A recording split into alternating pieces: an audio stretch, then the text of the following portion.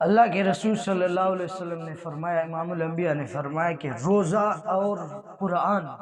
یہ دونوں آدمی کے لیے سفارش کرتے ہیں۔ یقول قال رسول اللہ صلی اللہ علیہ وسلم الصیام والقرآن یشفعان للعبد، روزہ اور قرآن دونوں بندے کے لیے سفارش کرتے ہیں۔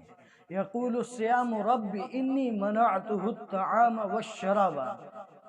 فی النہار، کہ اے میرے اللہ، روزہ کہتا ہے اے میرے اللہ، میں نے اس کو کھانے سے پینے سے روکے رکھا،